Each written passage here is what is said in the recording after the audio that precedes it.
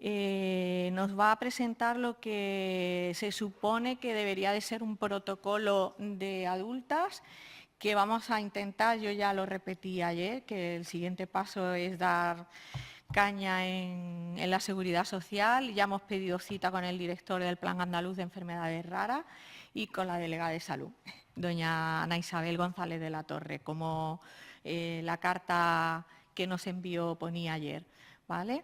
Así que, bueno, pues vamos a dar paso al doctor López, al doctor Valdivieso.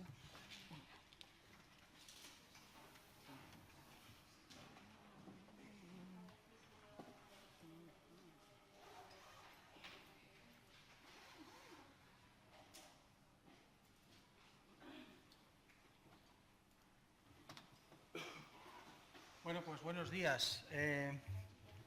Para mí, la verdad es que es un reto estar aquí, porque los médicos nos sentimos cómodos hablando de patologías o de enfermedades o síndromes que conocemos bien. Y esto para nosotros, para mí, por supuesto, también para parte de mis colegas del hospital, pues es tener acceso, tener la responsabilidad de los cuidados de pacientes con síndrome de Turner adultas, ¿no? Como sabéis, patología infrecuente, y los médicos lo que no vemos todos los días nos sentimos ciertamente inseguros. Hace unos meses Trinidad se acercó a nuestro centro solicitando un poco la posibilidad de ver, de crear un equipo multidisciplinar que manejase al síndrome de Turner adultas, y por analogía con otro tipo de enfermedades raras que sí manejamos en nuestro hospital desde hace ya más de 10 años, le dijimos que contase con nosotros para que lo hiciera falta, pero sabiendo que detrás teníamos al doctor López Siguero, que es un auténtico experto nacional en estos temas, y por tanto nos sentimos un poco más tranquilos a la hora de con su experiencia, poder poner esto en marcha, ¿no? Esta diapositiva se la enseño. Bueno, tengo que pedir disculpas porque no hago diapositivas nunca, copio y pego de los artículos. Muchos de ellos, la mayor parte de ellos son de literatura en inglés, así que me deben disculpar que casi todo lo que traiga sean fragmentos de artículos o de artículos o estudios que hay publicados en revistas médicas en inglés. Este se lo mostrarían ayer el doctor Fernando Cabrera, un cardiólogo que va a participar, un experto en aortas y en enfermedades raras de nuestro centro, y que va a participar en este protocolo de adultas. Se lo enseñó ayer. Y yo quisiera destacar que aquí hay algo que es muy llamativo. Esto, traducido al español, es tasa de mortalidad estandarizada. Significa la mortalidad que tiene una paciente Turner respecto de la mortalidad de la población que no tiene Turner, de la población general. Y claro, si uno se va a la gráfica, ve uno que el aneurisma de aorta está elevado, el riesgo de muerte 23 veces, 20 veces anomalías congénitas cardiovasculares, 17 veces la enfermedad de la válvula aorta, la aorta bicúspide. Pero esto también nos llama a confusión, porque estas enfermedades de aquí abajo, en realidad en población general, son extraordinariamente raras. Y es verdad que un síndrome de Turner tiene 17 veces más probabilidades de padecer cualquier cosa del corazón, pero estas son tan raras que 17 veces de muy poco es muy poco. Lo importante, por ejemplo, si tener una enfermedad bicúspide aparece en 1 de cada 1000 personas en la población, significa que en este 17,9 sería 17 Turner por cada 1000 pacientes con Turner, ¿no? Por lo tanto, en números absolutos, esto de aquí, que es muy llamativo y que justifica que haya una detección muy exhaustiva de enfermedades del corazón, en términos absolutos tiene un impacto muy pequeño. Por el contrario, cosas que aquí no llaman la atención, vean ustedes, por ejemplo, aquí arriba, buenas noticias, las enfermedades neoplásicas malignas, prácticamente el Turner no tiene un exceso de mortalidad por cáncer respecto de las pacientes no Turner, por lo tanto el cáncer no es una prioridad absoluta, ¿no? Sin embargo, hay enfermedades cerebrovasculares, enfermedades digestivas del sistema nervioso, enfermedades metabólicas, ¿no? Pues que estas sí están aumentadas solo 5 o 6 veces respecto de la población normal, pero es que la población normal estas anomalías son muy elevadas. Esto, traducido a nuestro trabajo del día a día, significa que nosotros tenemos que, por supuesto, nuestro cardiólogo va a hacer búsqueda de estas enfermedades potencialmente graves, pero donde está la mayor parte de la morbilidad de los pacientes con Turner es en lo más común, la obesidad, la hipertensión, el tabaco, etcétera, etcétera. Lo que afecta a la población general afecta también a las pacientes adultas de Turner. Por tanto, el esfuerzo a la hora de ir previniendo enfermedades es buscar, digamos, lo más común, sin olvidar las cosas que son más raras, pero también más graves. Bien, este es un esquema de nuevo para decirles, yo creo que llevan ustedes 2 días aquí, son ustedes expertos en túnel más que yo y por tanto voy a decir cuáles son los motivos por los cuales aparece patología, ¿no? Lo fundamental, falta un cromosoma X, no se desarrollan bien los ovarios, hay hipogonadismo y todo, o bien directamente o bien indirectamente, pues acaba produciendo múltiples patologías. Bien, de lo más común en el síndrome de Turner adulto son las enfermedades que ahora se han cambiado de nombre, se llaman cardiometabólicas, que están relacionadas casi todas ellas en su génesis con la obesidad. La obesidad es muy común en nuestra población. En Andalucía somos líderes nacionales en obesidad. El 26% de la población andaluza es obesa y, en general, las pacientes Turner adultas tienen más obesidad que la población de referencia. Por lo tanto, la obesidad es un trastorno muy importante, ¿vale? Entonces, bueno, pues todas estas situaciones que van acompañándose a la obesidad, pues obviamente tienen trascendencia en las mujeres Turner. En realidad, la obesidad es el inicio de muchas enfermedades metabólicas y sobre todo de 2 que son también muy prevalentes, muy frecuentes en población general, como son la hipertensión, que estaría aquí arriba a la izquierda, de tal manera que casi la mitad de las pacientes Turner adultas, cuando se toman la tensión bien en casa, tienen hipertensión, ¿vale? Que está por aquí arriba, prácticamente el 50%. La otra anomalía que va ligada a la obesidad, pues es las alteraciones de los lípidos, o bien la hipercolesterolemia o bien la hipertrigliceridemia. Ligado a la obesidad también están las alteraciones del metabolismo de la glucosa. Cuando esta pasa de ciertos niveles hablamos de diabetes, y de diabetes que antes se conocía como diabetes del adulto, ahora es diabetes de tipo 2, ¿vale? Todo esto se puede medio controlar o retrasar al menos su aparición si los pacientes, estamos hablando tanto de población Turner como no Turner, son capaces de controlar, somos capaces de controlar nuestro peso, ¿vale? Por tanto, digamos, el objetivo número 1 en nuestros pacientes es conseguir que mantengan un peso adecuado. Esto, bien, no es el momento ahora de explicar a través de qué mecanismos el sobrepeso produce todas estas anomalías de tensión arterial, de diabetes, etcétera. Simplemente decir que en el síndrome de Turner hay malformaciones congénitas que pueden agravarse en este contexto que yo les comento cardiometabólico. Bien, ¿cómo evitar todo esto? Bueno, pues en general la dieta de tipo mediterráneo, que dieta mediterránea es fruta, verdura, pescado, tomar como fuente principal de grasa el aceite de oliva, que es rico en oleico, que es un ácido graso monoinsaturado que tiene muchos beneficios cardiovasculares y que además dentro de las grasas parece ser que es la que menos promueve el desarrollo de obesidad, ¿no? Entonces, una dieta ajustada a las necesidades calóricas, es decir, al gasto energético, pues hace falta pues, para evitar la obesidad, ¿no? Otro tema muy importante en nuestra sociedad, esto se ve en Andalucía, pero se ve en todo el país, las poblaciones son tanto más obesas cuanto menos ejercicio físico hacen. La obesidad es menos frecuente, mucho menos prevalente en el País Vasco, en el norte de España. Regiones, digamos, de mejor nivel económico, de mejor nivel social, educativo, y que tienen el deporte muy implementado en sus raíces, en sus costumbres. La bicicleta vasca es vasca por eso, ¿no? Entonces allí la obesidad es prácticamente la mitad que en Andalucía, una diferencia muy grande. El ejercicio físico, cuando uno revisa algo de ejercicio físico en las pacientes con Turner, lo primero que te dicen es que no sea vigoroso. ¿Por qué? Porque por las anomalías congénitas, sobre todo las relacionadas con el corazón, los ejercicios físicos vigorosos pueden desencadenar complicaciones cardiovasculares que pueden ser potencialmente graves, sobre todo las que están asociadas con la dilatación de la aorta, la disección, etcétera, ¿no? Por tanto, ejercicio que nosotros llamamos aeróbico, de baja intensidad, sin elevar mucho la frecuencia cardíaca, que traducido al día a día pueden ser caminatas largas, ¿no? O natación, sin necesidad de tener que agobiarse. Los ejercicios bruscos, intensos, de pesas contra gran resistencia que exigen mucho esfuerzo físico, pues estos no están aconsejados. Y por tanto, las pacientes adultas con síndrome de Turner deben hacer ejercicio de forma regular, pero no intenso. Y luego, bueno, el papel del peso, no hay que hablar más de él, que ya lo he comentado mucho, y luego, evidentemente, no fumar, porque esto añade, digamos, más riesgo vascular a la patología de base, en este caso del Turner. Bien, ¿cuán de frecuentes son estas alteraciones? Bueno, también hay un portal web de donde me baja una monografía de divulgación fantástica, Conoce tu cuerpo, del síndrome de Turner, y entonces aquí ven ustedes la distinta prevalencia o frecuencia de estas alteraciones.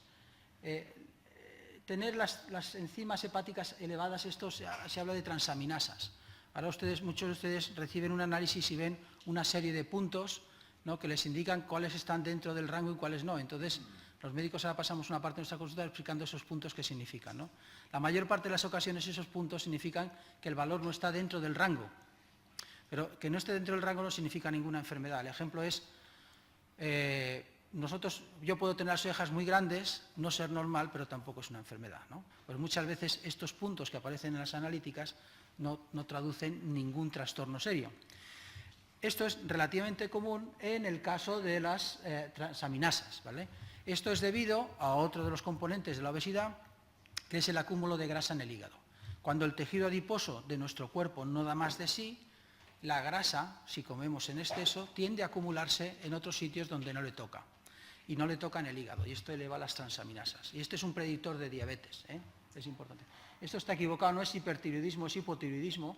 El hipotiroidismo es muy común, ven, hasta una tercera parte de las adultas con Turner presentarán hipotiroidismo clínico o subclínico. Esto es así, pero también es así en la población general. Es decir, que yo no puedo decir que un tercio de la población andaluza, mujeres andaluzas, padezcan esta enfermedad, pero desde luego un 20 o un 25% sí. O sea que esto no va muy lejos, no está muy alejado de la población general. El déficit de vitamina B12, la obesidad, como ven ustedes aquí, la diabetes tipo 2, esto probablemente es una prevalencia baja, una frecuencia baja en esta población, pero hay que tener en cuenta que estos son mujeres jóvenes. Y luego la enfermedad celíaca, que es algo que, saben ustedes, se traduce en una intolerancia al gluten y en distintas molestias abdominales, con o sin diarrea o con estancamiento de la ganancia de peso, pero que, bueno, es fácilmente diagnosticable, si se tiene en cuenta en ello. No voy a hablar, no sé el tiempo que llevaré, no voy a hablar para nada de las enfermedades cardiovasculares o de las anomalías cardíacas, porque ya las comentó el doctor Fernando Cabrera y a él me remito. No voy a hablar tampoco nada de lo que es la patología del área de otorrino, porque ya la doctora Valle Olsen se lo comentaría ayer. Me voy a centrar en algunos aspectos metabólicos que son comunes también en población general y que son más comunes o más frecuentes en el Turner adulto. Y uno es la osteoporosis. Lo normal es tener un hueso muy denso, ¿verdad?, muy rico en calcio y en fósforo, que tenga una trabécula de tal manera que este hueso sea muy resistente a los traumatismos. Todos nos hemos caído miles de veces, de niños o de adultos, bueno, de adultos menos, y no se nos ha roto nada. Sin embargo, en los adultos, en los ancianos, sobre todo, que tienen un hueso ya muy pobre, una situación que se llama osteoporosis, ese hueso se vuelve muy frágil y cualquier golpe de nada, cualquier caída se traduce en una fractura. La osteoporosis en sentido estricto no es una enfermedad. La enfermedad es la fractura que se asocia a la osteoporosis. Pero sabemos que si tenemos osteoporosis y tropezamos, pues lo más probable es que tengamos una fractura. ¿Cómo evitar una fractura por osteoporosis? ¿Cómo evitar la osteoporosis? Pues la osteoporosis se evita alcanzando en los primeros 20 o el segundo o tercer decenio de la vida un pico que se llama máximo de masa ósea. Es decir, nosotros alcanzamos nuestra masa ósea máxima pues entre los 20 y los 30 años. Y ese pico depende de muchos factores. Por supuesto, de aspectos nutritivos, la ingesta de calcio, tener buena vitamina D. Depende también de los estrógenos o de las hormonas sexuales, en los varones la testosterona. Todos estos factores favorecen tener un buen pico de masa ósea, y ese pico de masa ósea, sí o sí, con la edad pues va decayendo. De tal manera que si nosotros arrancamos de una masa ósea muy alta a los 20 o 30 años, cuando lleguemos a los 70, pues prácticamente tendremos un buen pico de masa ósea. Sin embargo, si nuestro pico de masa ósea a los 20 o 30 es muy bajo, pues evidentemente continuará el declinar y nos pondremos en osteoporosis y, por tanto, en mucha mayor probabilidad de desarrollar pues una fractura y, por tanto, toda la patología que eso lleva, ¿no? Entonces, importante que en los adultos jóvenes el ejercicio físico es uno de los factores que más contribuyen a la masa ósea. Por tanto, nuestros chavales, Turner o no Turner, pues tienen que hacer su ejercicio para, entre otras cosas, favorecer e impedir que haya este tipo de patología. ¿Se puede medir la osteoporosis? Bueno, hay ahora mismo una serie de técnicas que permiten cuantificar la densidad del hueso, se llama densitometría, esto está tomado de la red. Entonces lo que hacen es una especie de radiografía un poco especial que en determinados niveles, aquí está el cuello del fémur, pero también se hace en la columna, pues se puede medir la densidad del hueso. Entonces se construye con población del entorno, se construyen unas gráficas, que es esta que ven ustedes aquí arriba a su derecha, en el cual esta línea de en medio, que parte del 1, sería, digamos, los valores habituales de población de la zona de referencia, ¿vale? La línea 1. Y arriba y abajo estarían los percentiles 5 y 95, de tal manera que nosotros podemos ver un paciente o una paciente y conocer su densidad ósea, la colocamos en esta gráfica de aquí, podemos saber si tiene la masa ósea que le corresponde a su edad, ¿no? Porque, como ven ustedes, la masa ósea aquí me parece que son 20 años o 30 años, no lo veo muy bien, pues es muy buena a esta edad, pero luego, como es natural, y ya vimos antes, el envejecimiento hace que caiga esta masa ósea. Por ejemplo, esta paciente aquí es un ejemplo, está en una zona amarilla donde ya hay una falta de masa ósea, y contra más bajo esté el hallazgo, pues por tanto más osteoporosis y más riesgo de enfermedad de la fractura, ¿no? Bien, volviendo al Turner, pues el Turner tiene este problema con mayor intensidad que la población que no padece este síndrome. Estos son DEXAs, son densitometrías óseas a nivel de la columna y a nivel de la cadera. En las barras azules, tanto esta que es intermitente como esta que es densa, pues vienen los límites, digamos, de la población no Turner. Como pueden ustedes ver, cada puntito de estos es el resultado de una densitometría hecha en mujer con Turner, y como ven ustedes, la mayor parte de ellas están por debajo del percentil medio, ¿no? Y muchas de ellas por debajo del percentil 5. Por lo tanto, incluso pues, en edades jóvenes, como los 15, 20 o 30 años, que es la mayor parte de esta población que se ha estudiado. Cuando en vez de mirar la columna se mira la cadera, pues prácticamente los resultados son también superponibles, la mayor parte de ellas en la franja baja. En el Turner se da la circunstancia por el hipogonadismo de tener pocos estrógenos, y esto es uno de los factores que contribuye enormemente al desarrollo de la masa ósea en población normal y también en el Turner. Bueno, ya hemos visto un poco cómo se consigue o cómo se podría conseguir una buena masa ósea. Contra más alto lleguemos, más alto llegaremos a los 70, a los 60, pero hay otros factores que la favorecen. Entonces, el alcohol, que no suele ser un problema común, los corticoides producen una osteoporosis muy intensa y precoz. De hecho, la mayor parte, antes utilizamos corticoides a dosis muy altas para determinado tipo de enfermedades, pero afortunadamente tenemos tratamientos alternativos para utilizar los corticoides muy poco o a dosis altas en muy poco periodo de tiempo, pero hay que evitar el uso de corticoides de forma prolongada. Ingerir poco calcio, los estrógenos bajos, que esto es el problema fundamental en el síndrome de Turner, el fumar y sobre todo un hábito sedentario, ¿vale? Porque la tensión que el organismo hace sobre el hueso a través de los tendones también favorece que haya una buena masa ósea. ¿Qué hacer o qué se puede hacer? ¿Qué recomendaciones hay en el Turner para evitar que esto suceda? Pues, por un lado, tomar suplementos de calcio y favorecer que el calcio sea absorbido con la vitamina D, que es la función fundamental de la vitamina D. Aumenta la absorción de calcio y fósforo. Fundamental, bueno, pues un uso racional de los estrógenos, procurar mantenerlos el mayor tiempo posible, y habitualmente las recomendaciones que hay en la literatura es mantener los estrógenos hasta la edad teórica o potencial de la menopausia, que son los 50 años. Incluso algunos dicen que sería posible dependiendo de la época en que el Turner comenzó a tomar los estrógenos, quizá a lo mejor prolongarlo un poco. Este es un tema que no conozco muy bien, pero está así descrito en la literatura. Para las personas, las mujeres que no puedan tolerar bien los estrógenos, pues otras alternativas son unos estrógenos light, por decirlo de manera, como el raloxifeno o tamoxifeno, y luego un tratamiento que se puede utilizar en pacientes con Turner, que también se ha utilizado en mujeres sin este síndrome, pues son los bifosfonatos. Entonces, este es un tema que sí tiene trascendencia, que no creo que, he visto el programa, creo que no se había tratado antes aquí. Sin lugar a dudas, en los pacientes con síndrome pues tienen anomalías generalizadas, sobre todo muchas que son visibles a la exploración, que están aquí reflejadas en la figura de la derecha, otras que tienen una gran trascendencia porque, aun siendo poco frecuentes, porque la población Turner que las padece no es elevada, pero sí son potencialmente graves, como son sobre todo, no tanto la coartación que produce elevación, sino como la dilatación y disección de la aorta, que ya las trató ayer mi colega, el doctor Cabrera, y que, bueno, pues parece que establecer una resonancia magnética como complemento a las técnicas habituales de exploración aumenta mucho la capacidad de detectar pequeñas anomalías.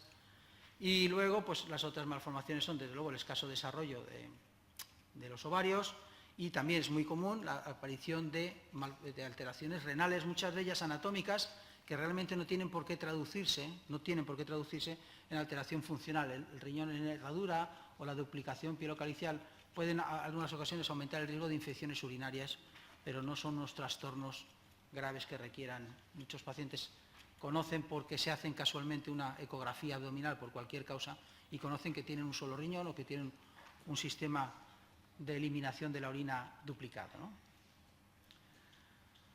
Bien, yo estoy acabando. Simplemente es buscar qué justificación tiene el generar un protocolo para el tratamiento, para el seguimiento de las pacientes adultas con síndrome de Turner. Y esto ya se lo preguntaron unos colegas escandinavos hace unos años. Ellos revisaron 150 pacientes adultas con síndrome de Turner que llegaron a su hospital, donde habían creado un equipo multidisciplinar para tratar a las pacientes que les llegaban con este diagnóstico. Entonces, ellos observaron que a la llegada a su hospital, pues vean ustedes, para cada tipo de alteración, ¿no? Por ejemplo, aorta bicúspide el 12%, pues osteoporosis, pues 8%, en fin, los diagnósticos que los pacientes traían ya previamente. Y después de ser reevaluadas de esta forma multidisciplinar, con equipos más sofisticados, pues ver la aparición de nuevos diagnósticos. Bueno, esta diapositiva es un ejemplo que decimos los médicos que no hay que hacer, porque esto yo no lo veo de aquí, probablemente ustedes tampoco lo vean. La mejor manera de mostrar estos datos es en gráficos, ¿no? Entonces, nos vamos a fijar solo en las barras de su izquierda, las dos primeras, ¿eh? Las barras negras significan el porcentaje de pacientes que con síndrome de Turner llegaban a la consulta, con determinado tipo de anomalía. Y la barra gris, la de en medio, son los nuevos diagnósticos después de haber sido revisadas utilizando ese protocolo multidisciplinar. Entonces, como ven ustedes, prácticamente el 11% venían con un diagnóstico, o llegaban a esa clínica con un diagnóstico de alteración estructural cardíaca, pero después del estudio pertinente, pues este aumentaba hasta el 40%. ¿Vale? ¿Por qué? Muy probablemente porque aquí habían utilizado técnicas sofisticadas como la resonancia y pequeños detalles que en la época de la infancia no tenían trascendencia, pues se lograron encontrar más adelante, ¿no? Lo mismo ocurre con la osteoporosis, ¿vale? Ya un 20% de las pacientes que llegaban por primera vez ya la tenían, pero esto prácticamente se duplicaba al 40%. Factores de riesgo cardiovascular. Aquí también hay un tema que es edad dependiente. El peso, la presión, todas estas cosas se asocian a la edad adulta. Por lo tanto, si uno estudia mujeres adultas, pues tiene que tener diagnósticos distintos a las niñas, ¿no? Pero vean ustedes como el salto es también muy cualitativo, la mitad, ¿no? Con el hipotiroidismo apenas hay diferencia. Quiere esto decir que la mayor parte de las mujeres que hagan en un Turner hipotiroidismo probablemente lo ganen durante la infancia y durante su seguimiento pediátrico. Y va a haber muy pocas nuevas en adulta.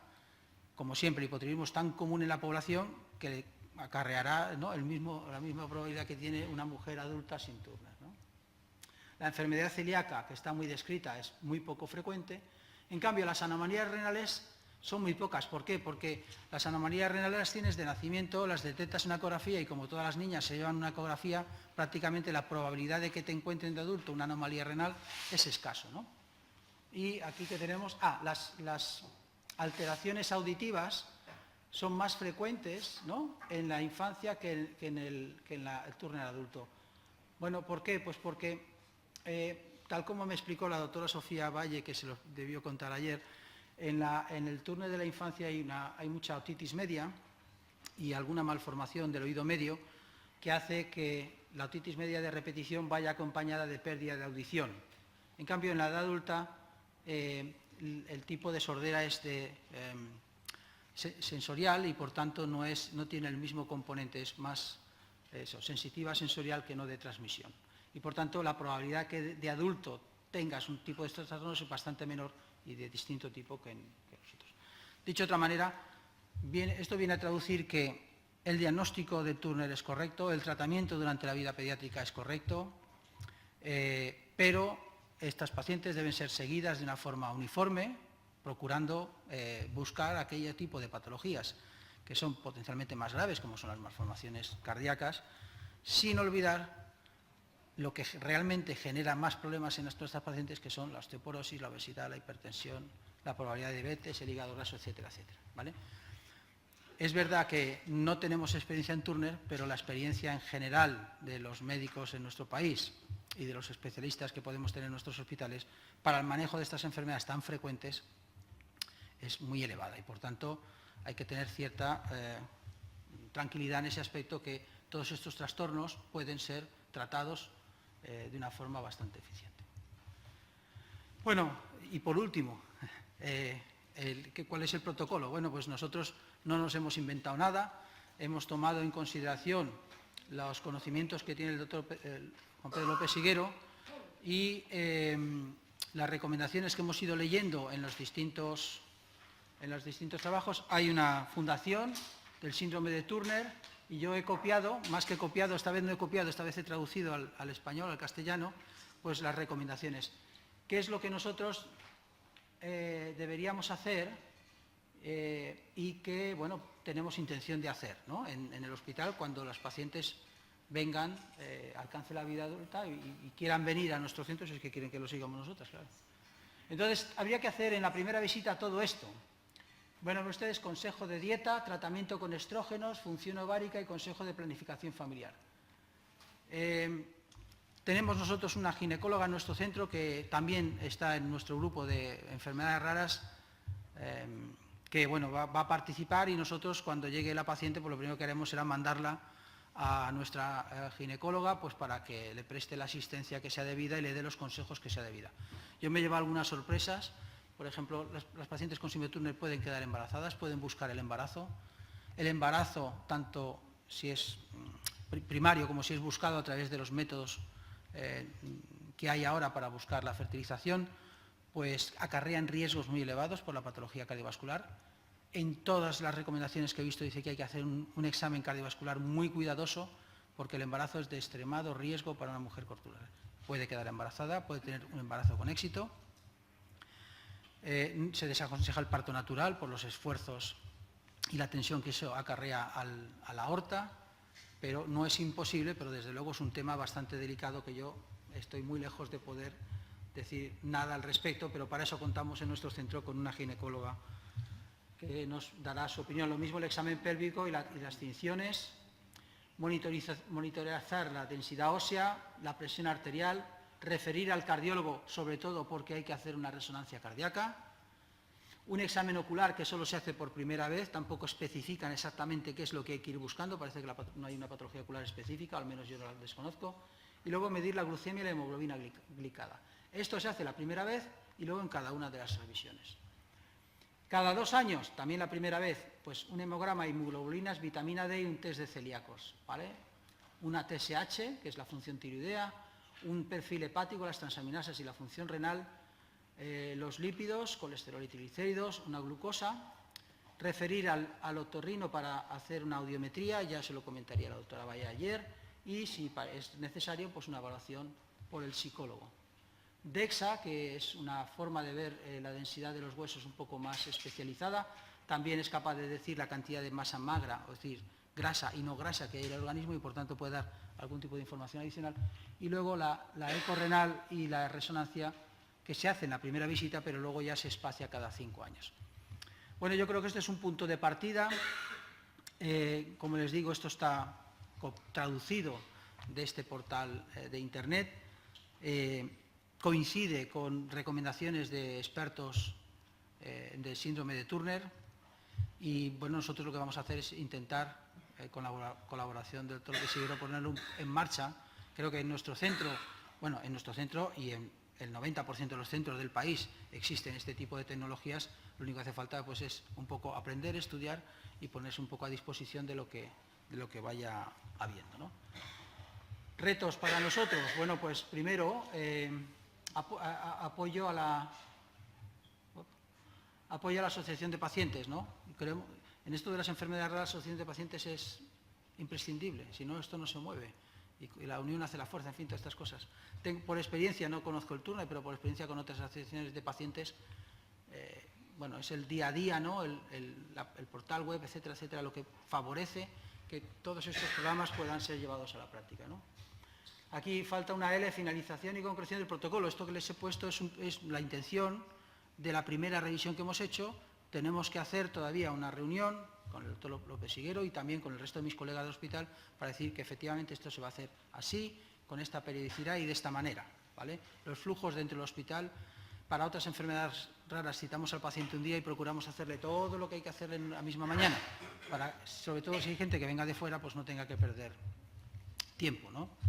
Y luego, por último, pues trabajamos en la universidad, somos un hospital universitario, o somos 2 hospitales universitarios, y la investigación es parte de nuestra actividad y, por tanto, tenemos que ver de qué manera la investigación pudiera ayudar un poco a mejorar, a fin de cuentas, el tratamiento de las pacientes, ¿no?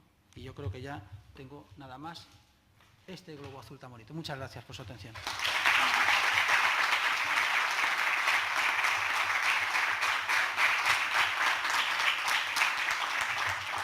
No sé si las preguntas vienen ahora. Antes de que se vaya, ¿alguna pregunta en sala?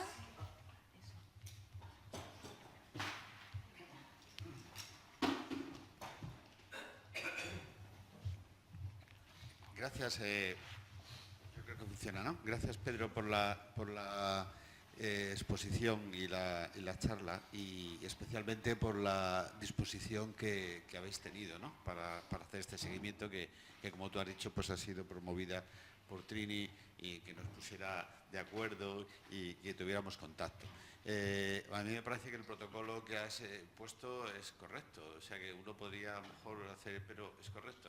El tema de tener un equipo multidisciplinar, pues el ginecólogo, el otorrino, el oftalmólogo y cardiólogo especialmente, ¿no? Son quizá, hablábamos ayer que el internista es la persona más adecuada para llevar esto, porque está muy acostumbrado ya a llevar este tipo de patologías, digamos, variadas, ¿no?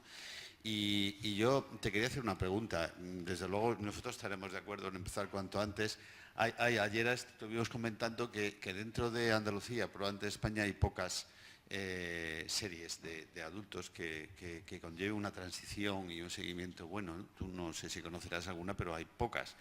Quizá es un buen momento para ¿no? De aquí, dentro del ámbito asociativo, que si hay alguna persona que tenga este problema o que en otra provincia andaluza sea difícil, ¿no?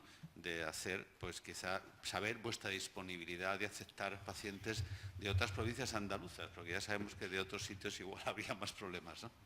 Bueno, nosotros tenemos experiencia, nosotros damos soporte desde el 2002 o 2003 a la Asociación Nacional de Pacientes con Pseudosantoma Elástico. Entonces, claro, empezamos como ahora, estudiando, ¿no? Y poco a poco pues hemos ido creciendo. Entonces, recibimos pacientes de cualquier parte del país que quiera acercarse a Málaga. también les decimos que todo lo que ellos necesitan se lo pueden conseguir en su hospital, pero tú sabes muchas veces que el paciente va buscando cierta información que su médico más cercano no le puede dar. La forma de contactar con nosotros es muy fácil. Yo he puesto ahí el correo electrónico, pero la asociación lo puede colocar en la zona que vea más oportuna del portal web. Entonces, la forma más fácil es pedirnos hacer un contacto a través del mail y nosotros pues ya miraremos a ver de qué manera, qué día podemos hacer solo una mañana pues los estudios. Si la resonancia a lo mejor hay que pedir cita para 2 meses, pues se pide cita, en fin. Pero yo creo que la forma más fácil es simplemente un correo electrónico y ya nosotros, ya hago yo un circuito interno para buscar una fecha y se pacta y ya está. Los que son de Málaga, pues nada, una remisión a medicina interna, lípidos, que es la consulta que yo paso específica, y simplemente con el diagnóstico de síndrome de Turner y ya está. O con sospecha, en fin, o seguimiento, cualquier manera. Y los que son de fuera, pues un correo electrónico. Nosotros le abrimos una cita, le damos una cita oficial en el hospital. Lo que sí es verdad que nosotros no podemos correr con los gastos del viaje, ¿no? Y la sanidad, me imagino, pública tampoco lo hará.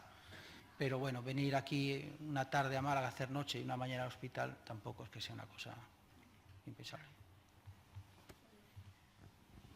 Yo lo que quería es intentar a ver de qué forma esto que se va aquí a hacer en Málaga, me imagino que primero aquí instalarlo, pero tratar de que vosotros que estáis en contacto con otros profesionales, tratar de trasladarlo a toda España. O sea, yo en Valladolid, casualmente el otro día hablé con mi endocrina de cuando era pequeña por casualidad, y yo la vi así, la conversación que tuve, muy involucrada y muy preocupada, o sea, muy interesada. Entonces, creo que la puedo trasladar todo lo de aquí hoy y no sé si ella, o sea, igual que allí yo en Valladolid personalmente que estoy, pero digo en general, o sea, que esto para que fuera a través de nivel de España, para que se fuera trasladando a todas las comunidades, por ejemplo, en Castilla y León, pues a través de nosotros, no sé cómo se puede hacer eso. Esa es la cuestión, que es lo que yo quería un poco tratar de... Hombre, yo no tengo la respuesta, pero yo sí... Bueno. Yo creo que tengo la respuesta, si no le importa, doctor Valivieso. Yo creo que ahí puede entrar mucho la labor asociativa. Si todos nos ponemos de acuerdo, una vez conseguido un protocolo en una determinada comunidad autónoma, en este caso vamos a ir por la Junta de Andalucía, se puede trasladar una vez implantado ese protocolo y mostrar a las diferentes comunidades a través de las diferentes asociaciones que estamos intentando conseguir hacer, presentarlo a la seguridad social de esas comunidades autónomas competentes. De esa manera podemos llegar a toda la seguridad social, porque sabéis que la seguridad social está fracturada en comunidades autónomas y yo creo que la labor asociativa ahí... Trini, no sé. Yo quería también hacer una apuntación con respecto a lo que ha dicho ella. Yo creo que también se debería paliar un poquito el tema de la desinformación que tienen muchos médicos de cabecera, incluso algunos endocrinos, e incluyo a la endocrina que lleva mi caso, ojo. Entonces, atacar un poco el tema de informar, ¿no? Claro, de ahí la importancia de establecer el protocolo. Yo, Porque si me eso permites... simplemente tienen que ir al protocolo y ver y hacer y seguir los pasos, simplemente, ¿verdad? Yo, si me permitís, en este momento que hago un inciso, con la administración no le calentaría mucho la cabeza, Trini, porque tiene una serie de problemas tan grandes. Es como una institución que no llega a fin de mes. Ahora, o sea, esto yo lo plantearía de una forma un poquito más light.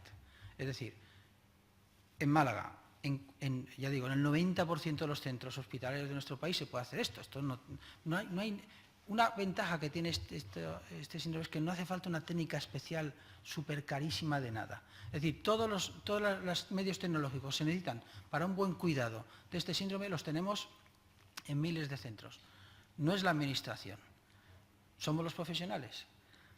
Yo creo que si vosotros conseguís en las próximas reuniones que el endocrino de Valladolid, que el cardiólogo de Mataró, que no sé qué, hagamos una pequeña reunión clínica para que los médicos hablemos de nuestros problemas y de nuestros aspectos técnicos. Y yo creo que esto va calando poco a poco, porque la Administración no la veo en situación ahora. Es más, si tú vas, yo creo, no tú porque seas Trini o porque sea el Turner, pero si una asociación va, como nos ha pasado a nosotros con el SEDO San Tomás, que van a la Administración para crear centros de referencia, no te crean centros de referencia, porque crear un centro de referencia significa crearse la obligación de ir y pagar los gastos, los transportes y tal. Y la Administración ahora tiene problemas más del día a día que esto. Entonces, yo creo que desde el punto de vista práctico, por supuesto hay que ir a las autoridades, las reuniones que hay que decir la asociación y tal, pero con que no pongamos arena en la maquinaria va a ir la cosa más fluida, ¿no? Entonces, ir aumentando la masa crítica de médicos interesados en esto. Yo creo que esto es una labor que no se hace de un día para otro. A eso me refería yo. Yo, de hecho, si hubiera podido, me hubiera traído aquí a mi médico de cabecera y a mi endocrina, vamos, directamente. A tu médico de familia, absolutamente, vamos. Sí, y a mi endocrina también, vamos. Que como no estuviste ayer hacer una propuesta de análisis de la situación actual, que eso es lo primero que hay que tener, donde hay que tener pues una situación que va a salir pues parecida a esta, que cuando se observa cuál es la situación, que hay muchas encuestas hechas en el mundo publicadas, pues se ve que el cuidado de la mujer adulta con Turner deficiente, pues porque no tiene ese seguimiento, ¿no? Y vamos a hacer un cuestionario que vamos a enviar a través de asociaciones y hospitales que hemos tenido ya con pacientes de más de 18 años y eso puede ser una base para justificar eso. Muy bien, ¿alguna cosa más? Aquí delante tienes un par. Bueno, en primer lugar, felicitarte. En segundo lugar, da pena en este país, cuando tú presentas, o al igual que presenté yo ayer, todos los datos de registro, que en este país todavía no exista una estadística de los pacientes con síndrome de Turner. Y en tercer lugar, un comentario a propósito de un caso que he tenido recientemente. El acceso de los datos analíticos y los valores de referencia es muy peligroso. Es decir, hay que poner siempre en los análisis y obligar a los laboratorios a que digan simplemente estos datos de lo positivo y de lo negativo, es decir, entre los dos valores que puede oscilar, son orientativos. Debe ser el médico el que interprete los datos.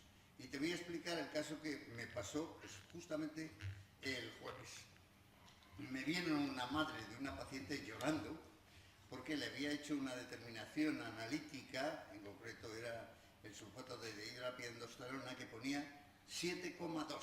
Según los valores era 7,0 el valor máximo. Y añadían en el propio laboratorio, ojo, más de 7, riesgo de tumor suprarrenal. Bueno, imagínate la angustia de la madre llorando, me llamó por la noche a casa, al día siguiente había que verla, etcétera y tal.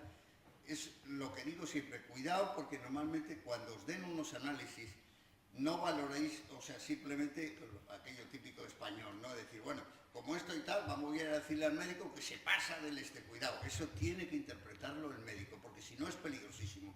Y jamás hacer un comentario, porque recuerdo siempre que los laboratorios, como las exploraciones radiológicas, como todo, son exploraciones complementarias. Debe ser el médico el que valore si eso tiene valor o no, porque puede traducirse en una angustia en el personal como no te puedes ni imaginar. Es decir, hay que decir, usted limítese a hacer los comentarios y luego ya el que se lo ha enviado es el que tiene que hacer comentario y le puede usted exigir lo que quiera. Pero cuidado con eso, simplemente en ese comentario. En cuanto al resto, te felicito. Gracias. Sí, ese comentario es pertinente porque realmente se genera mucha ansiedad. Por ejemplo, nosotros hemos abandonado ya la práctica de eso que llaman los marcadores tumorales. La cantidad de pruebas innecesarias de ansiedad y de angustia y de coste, ¿no? Que también coste emocional y coste económico que generan unas pruebas pedidas fuera de contexto. Y además que muchas veces el que la pide no sabe qué hacer con ellas. Luego, ¿no? Esto sí, no hay que fiarse mucho de los análisis. Perdón. ¿Da tiempo a una última? Sí, perdona, Odile. Aquí Óscar Herrero quería hacer una pregunta. Bueno, antes de nada darle las gracias, doctor Valdivieso, por esta presentación tan clara y no sé si Me podrá contestar o Juan Pedro López Triguero a mi pregunta en cuanto al abordaje multidisciplinar de lo que es esta enfermedad, patología, y hay tantas patologías asociadas. ¿Qué tipo de coordinación? ¿Hay algún tipo de coordinación en el hospital? ¿Quién lo lidera? ¿Es el endocrino? ¿Quién lidera? ¿Qué cardiólogo está involucrado? ¿Qué urólogo? No lo sé, si hay algo. Bueno, en mi centro lo que hemos hecho es buscar un referente de cada una de las especialidades involucradas, comprometerlo, que es casi un autocompromiso espontáneo, porque vas a un colega y dices, sí, mira, tenemos este problema, y, bueno, mira, pues, y la verdad es que nunca me he encontrado un no. Lo único que hay que hacer es ordenarlo, es decir, procurar que no le caiga. Es decir, lo peor que puede ocurrir para una paciente con una enfermedad rara es que vaya a una consulta sobresaturada, porque entonces muere el facultativo, el paciente no tiene el tiempo de contar, y esto lo vemos nosotros en nuestra consulta. Por tanto, como esto es la incidencia, es decir, el número de casos nuevos que puede venir es muy poco, pues realmente uno puede conjuntar 4 o 5 especialistas en un día que teóricamente por las agendas vengan bien, y entonces hacer el protocolo. Entonces, la puerta de entrada en mi centro es simplemente a través de un correo electrónico, y ya nos encargaremos nosotros de buscar una cita. Y nosotros, pues hasta ahora somos 5, ¿no? Si nos hace falta alguien más, pues ya buscaremos a alguien más. Bueno, ahora sí doy paso a la última pregunta. No, un comentario simplemente. En el protocolo yo he hecho un foco únicamente en una puntualización en el momento de querer ser madre a estas pacientes, como es mi caso. Un apoyo a nivel, pues que eso tendría que estar financiado a través de la Seguridad Social. O sea, no tienes que ir a una clínica como yo tuve que hacer en mi caso. Yo soy madre de una niña de 8 años, afortunadamente pues todo fue perfecto. No era consciente de todo lo que usted ha comentado. Nadie me dijo en ese momento que yo me podía arriesgar a todo, no lo sabía. Pero bueno, me implantaron 2 y afortunadamente solo salió 1, porque luego los gemelares, ¿no? He oído que 2 hubiera sido muy peligroso, pero bueno, eso se pasó. Pero quiero decir, no para mí, que yo ya, que es un apoyo, o sea, que habría que añadir un apoyo en ese sentido para que lo cubriera. O sea, sí, yo he comentado que... Porque, por ejemplo, en Cantabria yo sé que sí que lo cubre, o sea, por un médico de un familiar ginecólogo que tienen allí un equipo, y sí que está gestionado eso, en Cantabria, por ejemplo. Bueno, yo creo que en Andalucía hay dispositivos, al menos hay un programa andaluz para facilitar este tipo de problemas. Sí. Hay diagnóstico preimplantacional, en fin, hay una serie de cosas que no es mi ámbito de mi competencia, que no le puedo describir, sí, que nuestra ginecóloga sabe, y yo creo que estos temas pues hay que canalizarlos a través del especialista. Ya, yo hablaba a nivel de protocolo, pues también para defender un poco eso, vamos, para que estuviera incluido. Estaba en nuestra primera visita, la visita al ginecólogo y el consejo para... Sí, consejo sí, ¿no? Pero... Sí, yo seguí, o sea, yo fui y a mí me aconsejaron, allí no podían hacer nada, tienes que ir, ¿cuál es lo mejor? Pues yo fui donde me dijeron. Claro. Una cosa también puntual, porque nosotros hemos tenido en 2 ocasiones partos espontáneos. Sí, es decir, esto sí es importante que ocurre el parto espontáneo, el embarazo espontáneo de dos niños normales, afortunadamente. Esto en la literatura no se aconseja, y no se aconseja porque se ha visto que hay más frecuencia de alteraciones genéticas, no necesariamente Turner, y otras alteraciones de orden de dismorfológicas o no genéticas. Entonces esto también hay que hablarlo antes, porque igual que hay un 10 o un 15% de niñas o adolescentes con Turner que desarrollan espontáneamente la pubertad, pues hay un 1% aproximadamente que tienen fertilidad espontánea durante unos años al menos. Entonces eso hay que hablarlo, claro, todo esto hay que hablarlo antes, y cualquier dijeron a ti, y comentarlo para evitar que luego ocurran accidentes. De eso, por eso se trata el hacer este tipo de trabajo coordinado y organizado, pues para que la información de ese tipo de cosas, que a mí me parece muy importante, y eso ahora mismo la fertilidad se ha visto en FIV semejante a otros problemas de esterilidad. Claro, es semejante. Lo único que hay que hacer es que un tratamiento de inducción de la pubertad, que en este caso siempre lo hacemos nosotros no utilizamos ginecólogos, lo hacemos nosotros, para que el útero empiece a crecer a una determinada edad, porque después ya no es igual. Y todo eso, claro, es muy importante después, ¿no?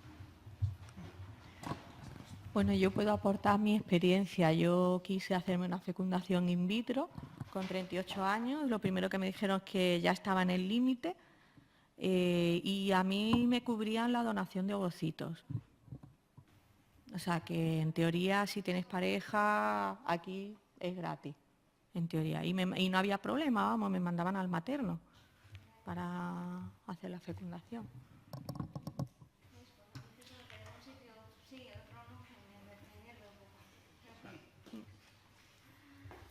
Muy bien. Pues Bueno, nada. pues, doctor Valdivieso, ¿quiere decir un momento? Gracias.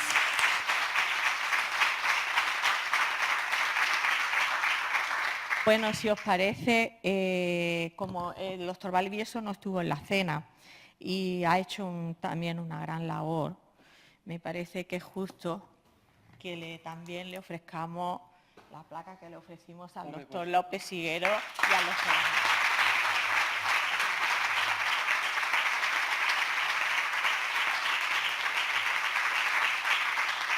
La próxima vez iré a la cena también.